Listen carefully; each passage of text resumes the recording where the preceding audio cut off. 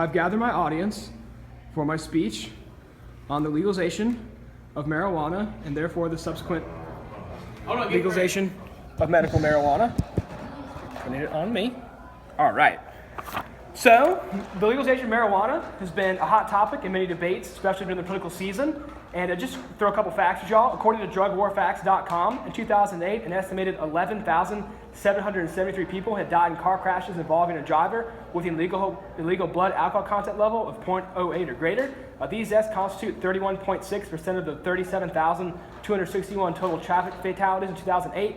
And the average death day to alcohol is $85,000 a year, which includes liver-related diseases, alcohol poisoning. And as of 2008, which last time data was available, no one has died of marijuana. There were 75 autopsies that were conducted where marijuana was in a person's system, but it was never actually the cause of death. So factually speaking, marijuana is less addictive than caffeine or any sort of alcohol or tobacco.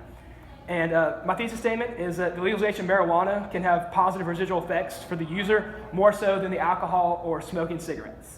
And the necessity for this, a statistic from the www.cancer.gov states that 40% of American men and women will be diagnosed with cancer at some point in their life. So to simplify that, 2 out of 5 people in this room, or 2 out of 5, however, 4 out of 10, will be diagnosed with cancer at some point in their life.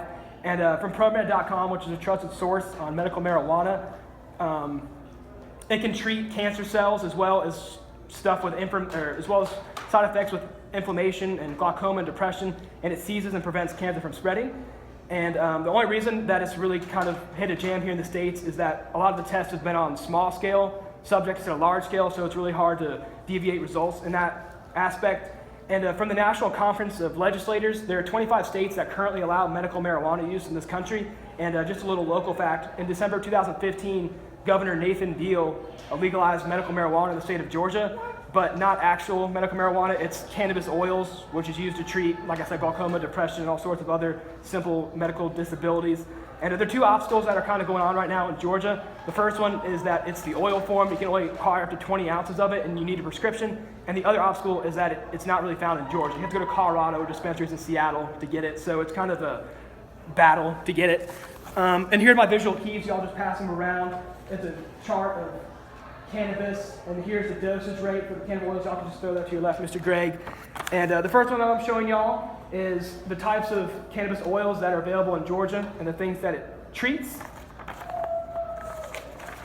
Go on, flip the page of my outline. Sorry about that. If you look at the 2 charts, it shows you how little doses can treat so many side effects. Treats inflammation, depression, anxiety. If you look towards the middle of that chart right there, it talks about eating disorders and how it can actually help people with that. And then definitely, as y'all know, it helps with attention deficit disorder. And the last chart, like I said, is a dosing guide, and it shows you how little expensive that is to treat some of these natural disabilities. So you might be thinking, like, what can I do to help this process? With this year being election year, medical marijuana is kind of the forefront of the election, but not a lot of people think about it. And I just talk about the 4 major party candidates. Donald Trump doesn't support the recreational use of marijuana, but he definitely supports the medical use, and he puts it up on a state-by-state basis. Secretary Clinton has supported also the legalization of medical marijuana, but Gary Johnson is probably the most frontier about his support of marijuana. He's all for recreational use, he's all for medical marijuana use, and if you're familiar with social media, he had a video this week admitting that he smokes weed before every debate, before every rally, before every speech that he gives. And he talked about how much he enjoys that. And the Green Party candidate, Jill Stein, she's on the same side with Governor Johnson. She's for no regulation and for complete recreational use as well. And the biggest thing that you and I can do is go out and vote and read up on the candidates and what their views are on it, especially the Congress. There are 85 seats available this year, as well as the Supreme Court justice. So all this could be set in motion here in the next couple of years.